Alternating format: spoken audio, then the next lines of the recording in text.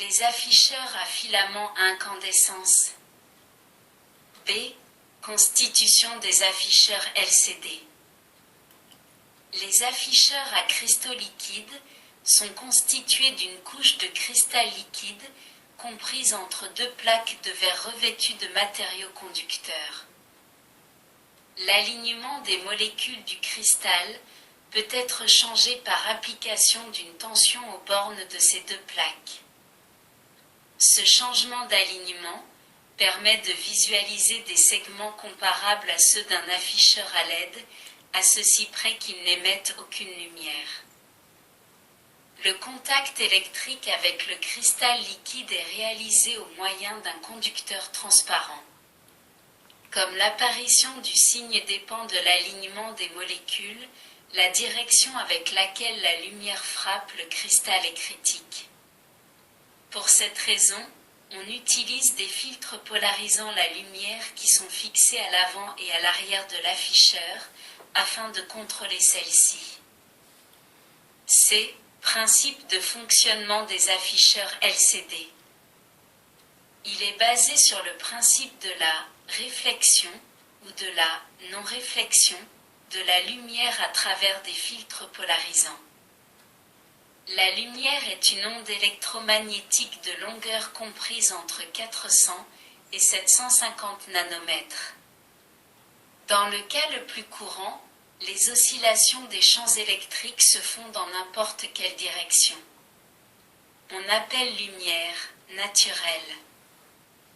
Il existe une lumière appelée cohérente ou polarisée dont les oscillations du champ électrique se font dans une direction bien précise, cas du laser, figure 51A. Les oscillations du champ électrique se font dans une direction bien précise. La lumière polarisée ou cohérente est obtenue en diffusant de la lumière sauvage dans un milieu opalin ou filtre polarisant. Ces filtres sont constitués par des cristaux orientés dans un sens bien défini, figure 51B. Il est important de noter que ces filtres sont transparents et non opaques. Expérience des deux filtres polarisants. Supposons une source de lumière issue d'une ampoule ou obtenue par réflexion à l'aide d'une surface polie. En plaçant sur cette source lumineuse deux filtres, orientés dans le même sens, on constate que la lumière les traverse, sans absorption notable, comme le représente la figure 51C. En croisant progressivement un des deux filtres, on constate que la lumière passe de plus en plus mal jusqu'à absorption totale, filtre croisé à 90 degrés tel que représenté à la figure 51D. Introduisons maintenant un cristal mince, transparent, entre les deux filtres, feuille de plexi par exemple, la lumière traverse à nouveau les deux filtres. Ceci est dû au pouvoir rotatoire du cristal, qui fait repartir la lumière dans une direction bien déterminée et annule l'effet de croisement des filtres polarisés. Le cristal liquide, introduit en une mince couche entre les deux filtres croisés, rétablira, comme le plexi, le passage de la lumière. Un champ électrique traversant localement cet ensemble désorientera les cristaux du cristal liquide et à nouveau, la lumière ne passera plus, figure 51E. D. Différents types d'afficheurs LCD. Il existe deux types d'afficheurs à cristaux liquides. Les systèmes à diffusion dynamique. Ils utilisent un cristal nématique pur auquel on applique un champ électrique accompagné de passage de courant. En l'absence de tension appliquée, le cristal liquide est parfaitement transparent. Lorsque l'on applique une tension, le cristal devient fortement diffusant car les molécules s'orientent en tous sens. Les systèmes à effet de champ. Lorsque l'on soumet un cristal liquide nématique à un champ électrique, il s'ensuit une variation dans la direction de l'alignement des molécules, rotation en hélice des molécules, sans entraîner de phénomène de diffusion dynamique. On adopte une tension alternative de fréquence supérieure à la fréquence de relaxation du cristal liquide, mais trop faible pour provoquer l'oscillation des molécules, soit d'environ 5 kHz.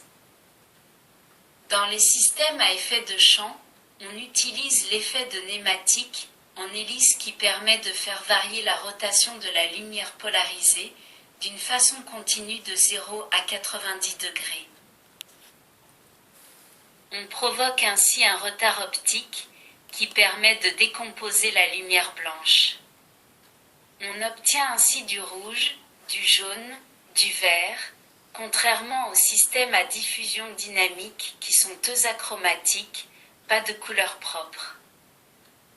La nématique utilisée est un dérivé de butylaniline. Les électrodes transparentes sont en oxyde d'étain ou en oxyde d'indium. Ces systèmes sont de très faible consommation et leur contraste élevé permet de les utiliser dans les montres. Circuit de commande des afficheurs LCD.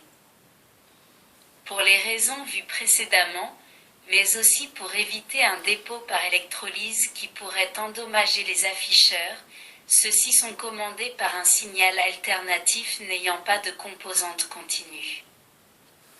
Pour les afficheurs dits à effet de champ, on utilise une tension de commande de 2 à 10 volts et de quelques kHz de fréquence.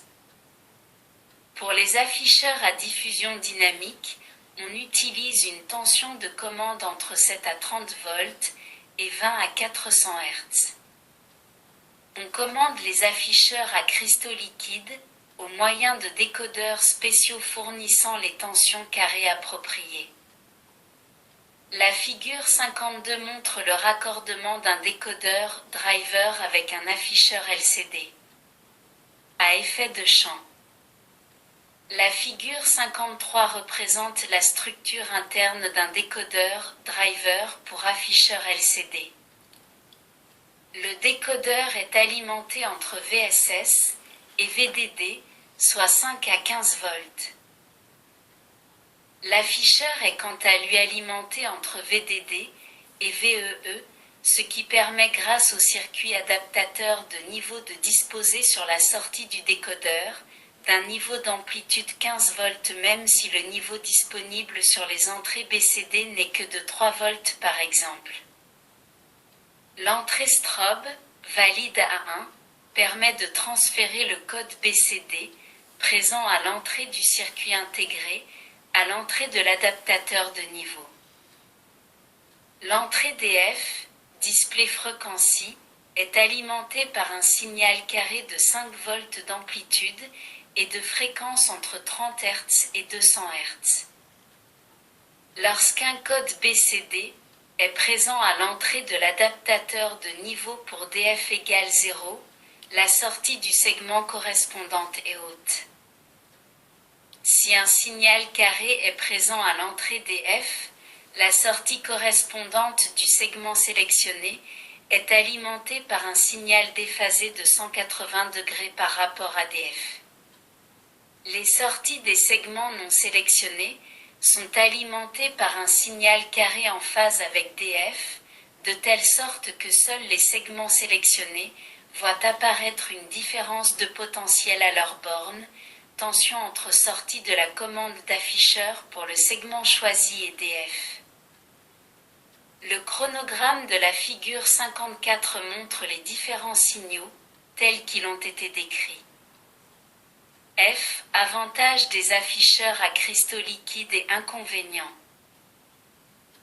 Leur consommation est quasi nulle, d'où leur utilisation généralisée dans les montres à quartz, consommation, environ 15 nanoampères par millimètre carré. Leur contraste augmente avec l'éclairement. Ils ne produisent pas de lumière par eux-mêmes et requièrent donc un bon éclairement. Leur temps de réponse est élevé, 100 à 300 millisecondes. Leur prix est élevé. fait qu'il nécessite un signal alternatif, le multiplexage est difficile.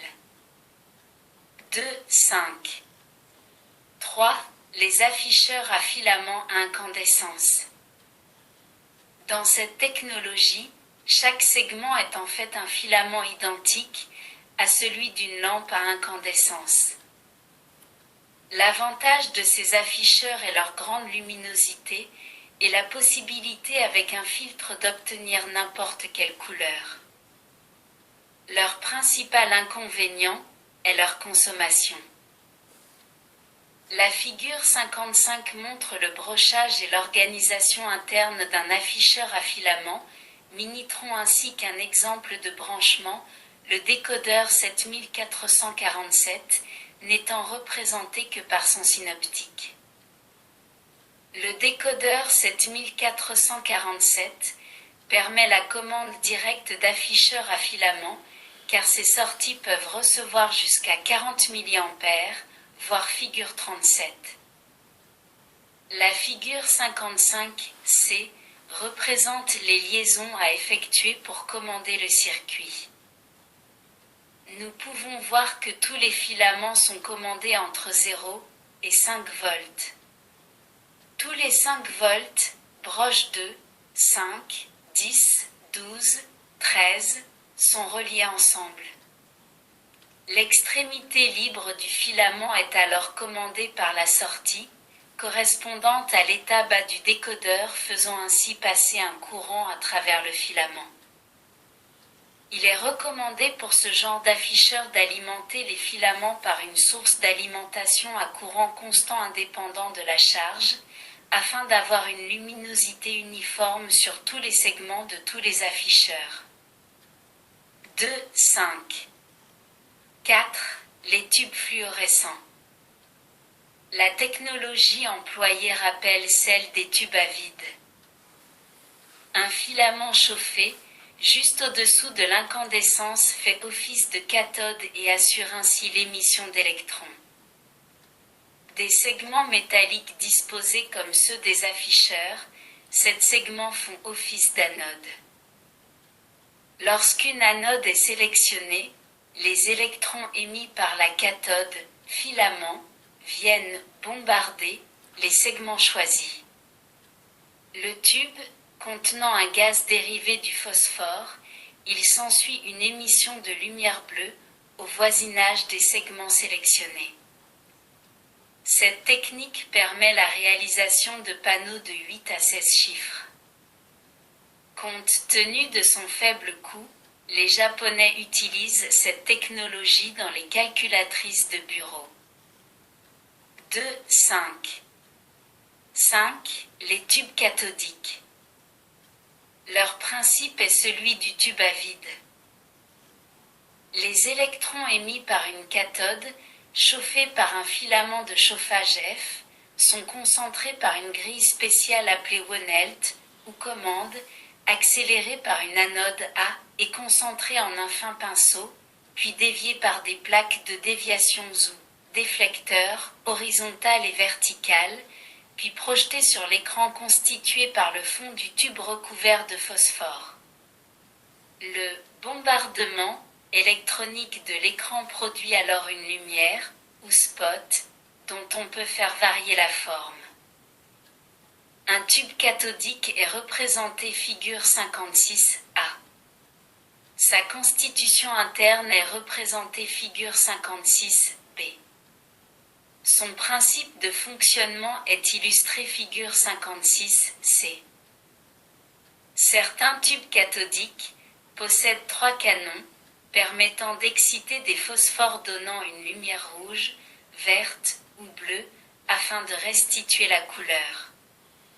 On appelle ces tubes trichromes, par opposition aux autres tubes, dits monochromes. Les tubes cathodiques nécessitent des tensions élevées, plusieurs milliers de volts. Les tubes cathodiques permettent une souplesse d'utilisation considérable. En effet, ils permettent de représenter des caractères alphanumériques ou alphabétiques, des chiffres décimaux, des symboles spéciaux, des des graphiques. Ils équipent une multitude de terminaux d'ordinateur.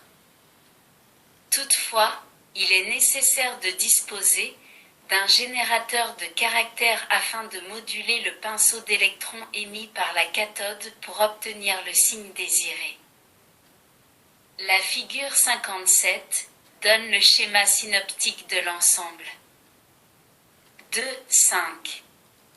6. Comparaison entre les différents afficheurs. Vous pouvez voir sur le tableau de la figure 58 toutes les comparaisons possibles entre les différents types d'afficheurs. Il est à remarquer cependant la très faible consommation des afficheurs à cristaux liquides. Vous pouvez remarquer également le temps de réaction très long de ces afficheurs. 2, 5. 7. Conclusion. Dans cette théorie, nous avons vu un nombre important de circuits d'affichage et de circuits décodeurs. Nous avons vu un nombre important de codes. D'autres codes existent encore tels le code US ASCII qui sera traité par la suite lorsque nous examinerons les microprocesseurs.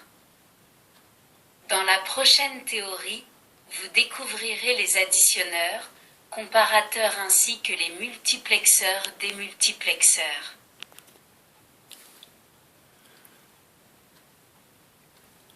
Merci. Pardon. Merci de votre écoute. À bientôt.